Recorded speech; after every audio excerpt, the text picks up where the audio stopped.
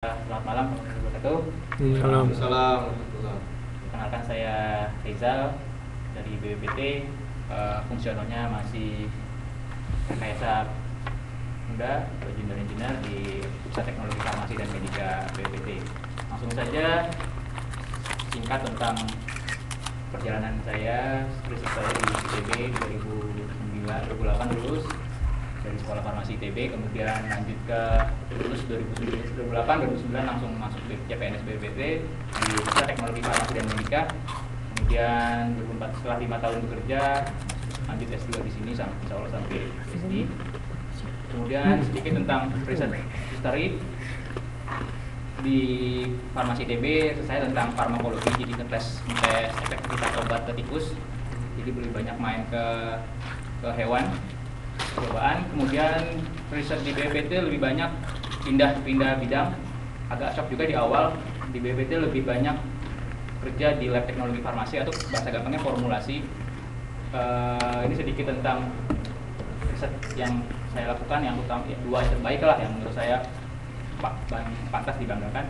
Pertama tentang nanopartikel kitosan yang bisa menghasilkan paten untuk grup riset saya. Kemudian yang terakhir bareng ini sama Sila Art untuk kosmetik. Kemudian ini sama Kimia Farma untuk obat anti kolesterol.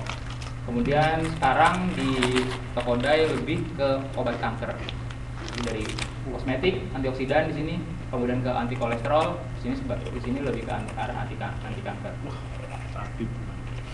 Ini sekedar perbandingan riset di Tokodai sama riset di BPPT. Jauh langit dan buminya lah perbedaannya. Dulu waktu di ITB, waktu di BPT, saya lebih fokus gimana caranya ngebikin obat yang bisa menembus barrier kulit. Ya, intinya lebih gampangnya dibikin sekecil mungkin lah. Karena untuk kosmetik waktu itu.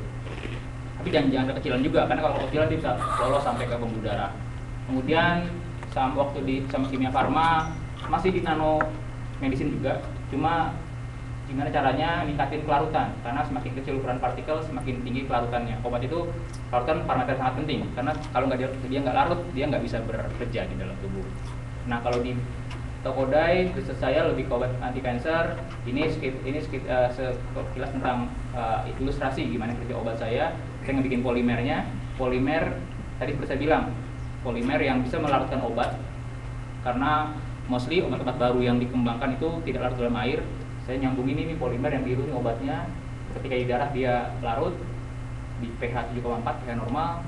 Kemudian ketika dia pH hitam, karena dia harus tidak larut supaya dia bisa bekerja. pH kanker itu sedikit slightly lebih asid, lebih asam. Terus kemudian dia menuju ke sel kankernya, tapi ketika dia di sel kanker dia harus berubah dari larut ke tidak larut. Ini riset saya di BPPT, di Tokodai. Tentang BPPT sendiri, sebenarnya mungkin nggak ada yang nggak kenal sama sosok ini ya. Ini founding father kita. Ini kalau di BPPT itu sakral banget tokoh ini. Wah. Sakral banget, benar. Founding father. Bener deh. Kalau ngobrol sama orang-orang tua BPT pasti didongengin ini, dongengnya tentang ini. Karena saking bener-bener founding father, saking masa kejayaannya tuh ada di sini. Masa-masa kejayaan BPT ada di bawah beliau. Kalau sedikit tentang history dia, ya di Aachen ya. Kemudian habis Aachen beliau bekerja di perusahaan pesawat Hamburg. Kemudian dipanggil sama Ibnu Sutowo ya oleh Pak Presiden Soeharto waktu dibujuk untuk pulang. Dan tahun 78 beliau menjadi Menteri Riset dan Teknologi sekaligus menjadi Kepala BPT. Waktu itu tahun itu adalah Menteri Riset dan Teknologi dirangkap oleh Kepala BPT. Tahun ini LIPI sudah jauh lahir ya, karena LIPI tahun 68-an kalau nggak salah saya baca di history. Kemudian dari Menristek dan BPT inilah lahir Industri Strategis Indonesia, Pindad, PT PAL dan IPTN. Jadi benar-benar zamannya beliau ini benar-benar masa kejayaan BPT, inkubatornya industri strategis di Indonesia. Sangat beda dengan sekarang. Kemudian tadi saya sudah menunjukkan gimana pentingnya peran BPT di sini, Menristek dan BPT di sini yang digawangi oleh Pak Habibie sampai melahirkan industri strategis Indonesia, 3 industri strategis Indonesia sampai sekarang masih eksis. Tapi sekarang agak sedikit berubah karena tahun ini benar-benar support dari Pak Soeharto untuk Habibie itu lu butuh apa, lu sediain ya, berapapun dana yang dibutuhkan disupport full sama Pak Soeharto dari negara. Tapi sekarang ini peran BPT agak sedikit nggak terlalu, menurut saya nggak terlalu maksimal dan tidak terlalu strategis. Jadi bisa dilihat peran BPT secara positioning dia sama Menristek sejajar ya. Jadi cuma laporan kasih ke Menristek kasih ke presiden atau bisa langsung juga ke presiden. Jadi secara struktural sama. Kemudian BPT bisa bekerjasama sama lembaga litbang universitas, lembaga litbang yang ada di departemen. Bisa juga terus dari program DPR ngasih input BPT tahun ini ngerjain apa nih. Misalkan BPT tahun ini lebih banyak, coba dong lebih ke arah ke mobil listrik gitu, BPT ngerjain. Kemudian dari kerjasama bisa dari swasta, bisa dari lembaga dalam dan luar negeri, BUMN juga tadi bisa bilang kimia farma, tadi kan kimia farma BUMN ya. Kemudian dari departemen juga bisa bentuknya bisa pelaksanaan kaji atau terap atau rekomendasi teknologi, jadi banyak bentuknya. Jadi bukan lagi sebagai inkubator yang bisa menggawangi, membidani lahirnya industri-industri strategis seperti zamannya Pak Habibie waktu membidani kelahiran IPTN, PT PAL, Pindad. Sekarang udah nggak terlalu strategis BPT. Ini kalau tadi sebelumnya saya lebih ke histori ya, lebih banyak ke hegemoni masa lalu. Sekarang realistis seperti ini kondisinya. Tapi yang bagian melakukan inkubasi itu masih ada? Masih, cuma namanya inkubator teknologi. Ada di BPT namanya inkubator teknologi. Cuma perannya tidak, ya itu gini, misalkan ada UKM nih, ada UKM dia mau mengembangkan teknologi apa, dia sebagai inkubatornya bisa. Tapi nggak seperti yang strategis kita mau bikin industri solar bank atau kita mau industri nasional gitu, nggak terlalu. Lebih banyak misalkan seperti ini, kerjasama sama BUMN. Itu yang paling besar itu adalah kerjasama sama BUMN. Misalkan kemarin kimia farma, sampai sekarang kita yang namanya garam, kita negara pulau terbesar tapi garam kita masih impor. Garam buat infus ya, karena ya infus kan bukannya garam ya, NaCl ya, tapi kita masih impor. Bayangkan negara terbesar Indonesia yang negara pembersih terbesar tapi garam masih impor. Kenapa? Karena kita masih punya masalah di pemurnian garam supaya murninya makin tinggi bisa buat diinjeksi ke darah. Tapi di situ peran BPT bisa kerjasama langsung gimana caranya memurnikan garam semaksimal mungkin supaya diterapkan buat bikin industri garam kimia farma buat infus. Jadi seperti itu contoh. Itu mungkin di departemen saya proyek paling besar lah dan paling prestisius khususnya yang benar-benar konkret bisa diterapkan di industri, terutama BUMN. Kemudian ini sedikit tentang bagan struktur departemen apa aja yang ada di BPT. Ada beberapa kriteria putih sama kayak LIPI, Mas Gerald. Saya ada di sini, teknologi farmasi dan medika. Mungkin Rama bisa ada di mitigasi bencana atau di sumber daya alam seperti ini ya. Terus kemudian ya yang hayati di sini banyak kan di sini bioteknologi, biologi banyak kan ada di sini. Kemudian ya yang Arif ada di sini nih, teknologi energi di sini, diikuti bidang teknologi informasi, energi dan material di sini. Ya, kemudian oke, tadi Mas Gerald jelaskan tentang peneliti di BPT agak beda sedikit. Sebenarnya zamannya Habibie semua sampai sebelum Habibie itu tahun 76 sampai 98 beliau 97 beliau jadi kepala BPT. Semua fungsional di BPT adalah peneliti. Sampai waktu itu setelah itu ada namanya kepala BPT Pak Said almarhum Said Jani. Beliau lulusan mesin ITB. Beliau pernah bekerja di Boeing, PT Boeing di Amerika. Beliau mempropos satu fungsional yang baru namanya Prekayasa. Makanya Prekayasa itu adalah jabatan fungsional baru di Indonesia. Seperti apa sistemnya? Oke, sebelum ke Prekayasaan saya ini dulu. Kita tentang gimana sih kegiatan BPT, apa sih yang dilakukan? Dari mana sih kegiatannya sumbernya? Pertama, ada yang namanya DIPA atau Program Nasional. Ini kalau di Mas Gerald tadi tentang apa? Tematik ya. Jadi udah given. Tahun ini BPT bikin sel surya gitu. Jadi udah BPT yang di charge di situ sel surya, atau misalkan BPT yang di departemen saya tahun ini lebih mengembangkan obat herbal. Udah BPT yang di lab saya di Pusat Teknologi Farmasi Medika membaginya obat herbal. Jadi udah given. Kemudian bisa juga kita nyari riset grant. Kayak ada Ristek Dikti gitu, itu riset grant itu tergantung kreativitas si penelitinya. Kalau dia mau ngajuin dan emang dia kredibel, dia bisa dapat. Kayak Tore tadi Grand Tore dari luar negeri dalam negeri itu bisa di-apply. Dan terakhir adalah kerjasama. Sama dari yang sifatnya simple, dari misalkan ada mahasiswa tugas akhir mau bikin riset di BPPT, sampai yang tingkat lembaga to lembaga, BUMN ke BPPT, ini ke BPPT, LIPI BPPT juga sering seperti itu, sampai yang internasional juga bisa. Jadi intinya program di BPPT utamanya ini. Sedikit tentang bagan penelitian sama keperkayasaan untuk memperkenalkan yang namanya jabatan fungsional perkayasa. Ini adalah badan penelitian di sini. Kalau domain BPT itu dari sini ke sini. Kegiatan yang masuk BPT adalah development, engineering, dan operation. Ada masuk ke bagian ini penelitian, namanya penelitian terapan. Apa aja jelasan tentang ini itu apa aja, ini tuh gimana tuh ada di ininya. Nanti akan jelaskan di next slide. Jabatan fungsional perkayasa juga tadi sama seperti peneliti, ada step-stepnya. Pertama, muda, madya, utama. Seperti itu. Namanya nggak jauh beda ya. Dan saya masih di pertama. Jadi saya masuk 2009, 2010 saya apply. Saya masuk jabatan fungsional perkayasa. Maju itu semua dokumen, ijazah S1, terus publikasi selama setahun di BPT. Dapatlah akhirnya saya perkayasa pertama 2010. 2009 masuk, 2010 saya nge-apply jabatan fungsional perkayasa. Sampai 2010 sampai 2014 saya nggak pernah apply lagi. Jadi saya masih sampai sekarang udah 4 tahun saya masih jabatannya adalah perkayasa pertama, jabatan fungsional saya. Sebenarnya kalau saya setahun, kebetulan saya waktu itu langsung kuliah kan ke sini kan. Nah kalau saya setahun lagi itu masih di BPT dan saya nggak apply, saya kenal namanya BS, berhenti sementara. Kalau tadi Mas Gerald kalau misalkan nggak upgrade ada hukuman kan, dan langsung dikeluarkan kan. Nah kalau di BPT ada BS dulu, dikasih peringatan, berhenti sementara, hilang tunjangan fungsionalnya, tunjangan perkayasanya. Tapi kalau karena saya setelah 4 tahun saya langsung kuliah, saya cuti, saya nggak apa-apa, walaupun saya nggak upgrade publikasi, nggak upgrade buat naik jabatan, saya nggak pernah namanya berhenti sementara. Tapi teman-teman saya banyak yang 2 tahun langsung ngajuin penambahan angka kredit, terima. Teman-teman angkatan saya udah ada jadi perkayasa muda atau lebih, karena emang saya agak sedikit males.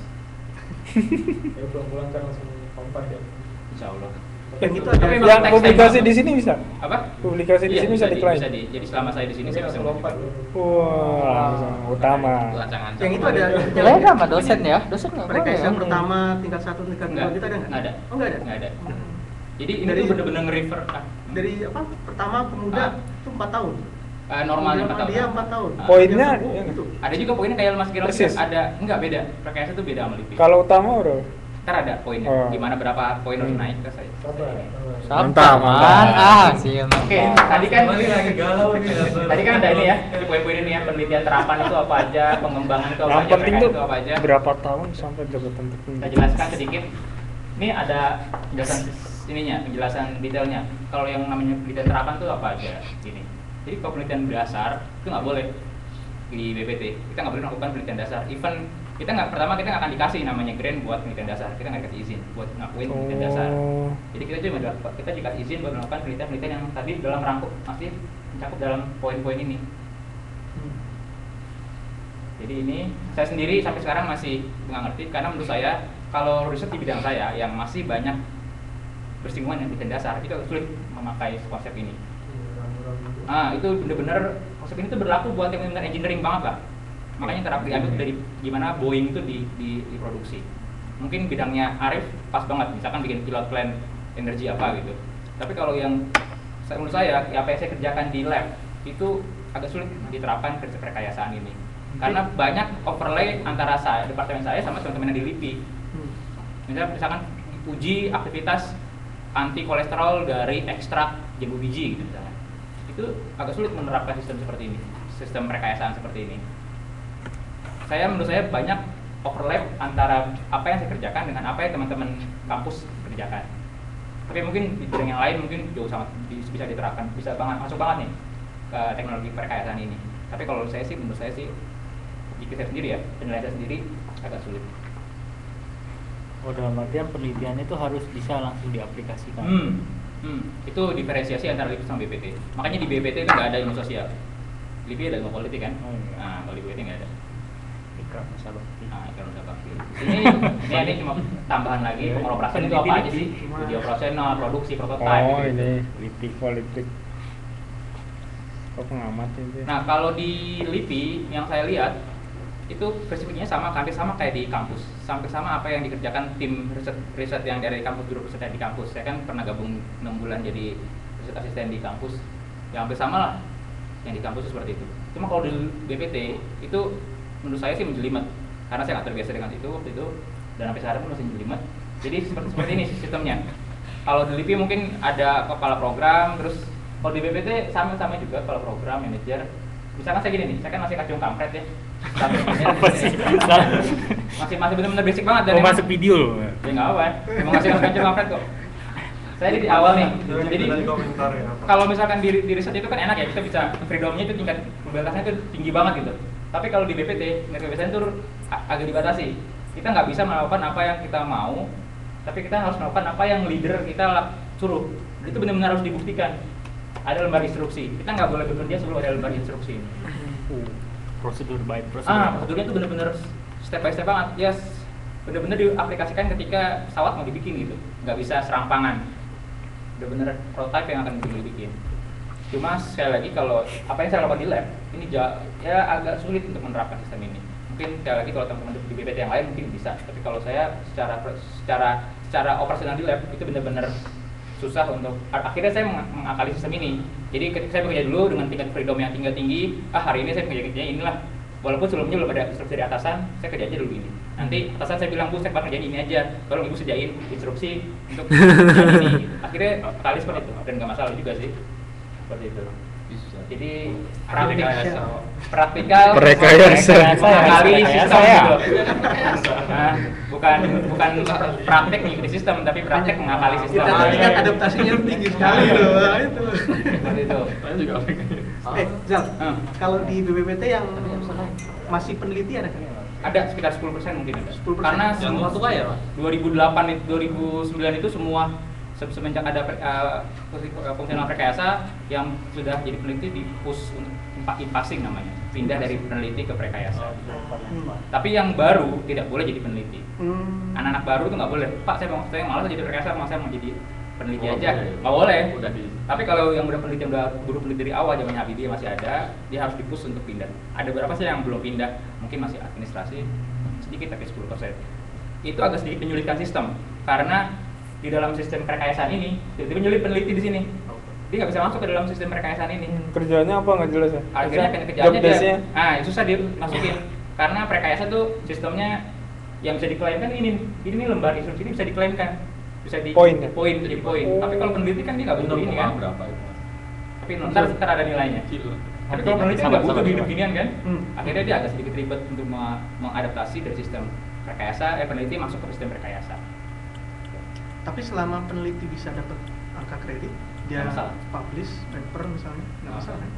Itu yang makanya akibatnya ada beberapa persen yang masih pengen jadi peneliti. Di samping hal ya peneliti lebih gede itu jangan fungsional ini. Oh itu. Ntar saya kasih tahu.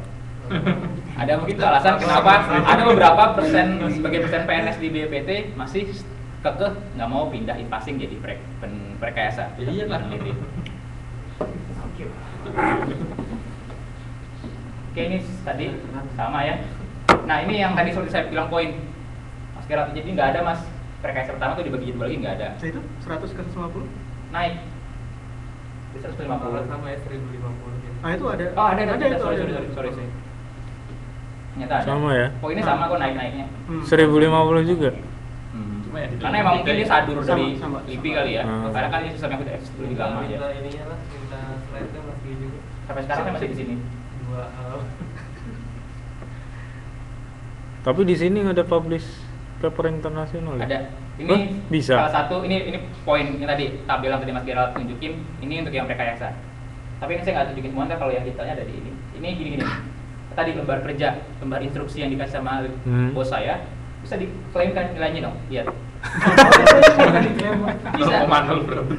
0,0. Tapi berapa kali kan? Bisa, tapi emang bisa kita ngajuin itu berkali-kali. Jadi misalkan nih hari ini hari Senin saya mau kerja bikin larutan, saya tulis tuh bikin larutan ini, metode kerjanya ini. Oh. Bisa diklaimkan mana? Membuat desain awal. 0,1. Tapi setiap praktikum, setiap riset, setiap jikeng saya bikin itu terus. Jadi kan banyak tuh. Sehari bisa misal 3, 5 Biasanya satu. satu dong. Ini satu. Intinya setiap praktikum ya. Iya, ini benar-benar prinsip gimana Boeing bekerja. Jadi apa yang dilakukan hari ini tuh dicatat. Iya. Akhirnya jadi perintilan. Bolak. Ini akhirnya perintilan. Jadi dan ketika kita mau ngaju itu ada kali 1 rim kertas tuh. Satu print itu isinya cuma gini doang. Iya. Lembar kerja. Bener. Karena setiap kita yang kita melakukan catat, terrecord. Paperless dong. Nah, itunya isu yang sedang dibahas. Gimana caranya kita paperless go green gitu kan? Gitu. Berarti udah lihat poin-poinnya deh. Agak sedikit menurut saya take time di sini karena saya prinsipnya masih ada ya peneliti lah. Akhirnya selama saya bisa masukkan data, selama saya bisa merecord data itu sendiri di laptop saya, kan capek juga kan gini-ginian kan. Setiap kerja bikin tujuannya apa sih hari ini tuh mau ngapain, kenapa harus bikin larutan, dijabarin dulu. Terus terutama kalau idealnya ya harus menunggu dulu instruksi dari atasan. Hari ini saya mau bikin kerja apa, kalau ada base-nya, kenapa kamu kerja terus ada instruksi dari atasan. Seperti itu ribetnya rekayasa. Nih sama juga buku, makalah. Ini saya cuma ngambil ketik aja, screenshot. Intinya sama kayak Mas Gerald, semua apa yang kita lakukan bisa diklaimkan.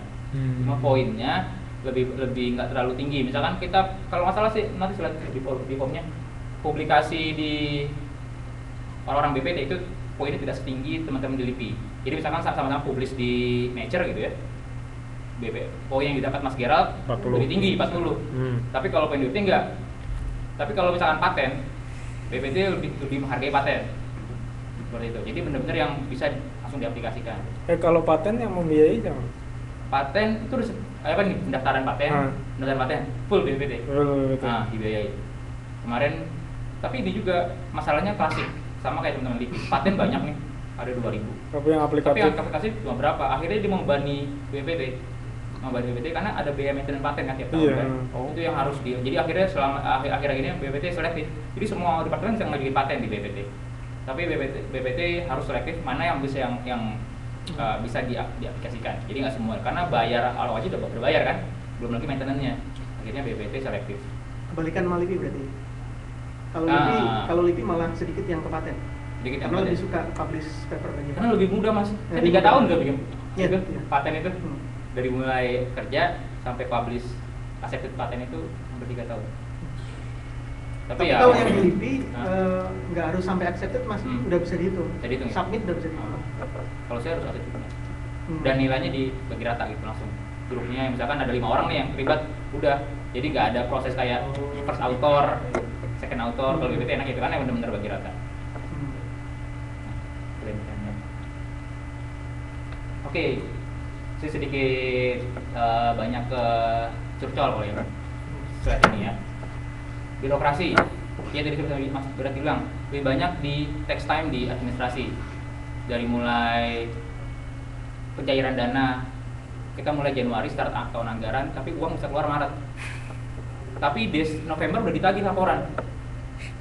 Seperti itu, jadi banyak tanda kutip akal-akalan. Nggak nyampe. Sebelum November udah ditagih laporannya. Seperti itu, jadi evaluasinya nggak bagus.